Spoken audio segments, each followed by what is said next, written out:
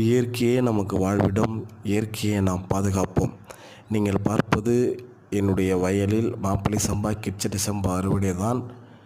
இந்த வயலில் இயற்கை உரமும் போடவில்லை, ரசாயன உரமும் போடவில்லை, இயற்கை பூச்சிக்கொல்லியும் அடிக்கவில்லை, ரசாயன பூச்சிக்கொல்லியும் அடிக்கவில்லை. அதிக உயரம் இருந்ததால் நெற்கதிர்கள் மழையால் சாய்ந்தது.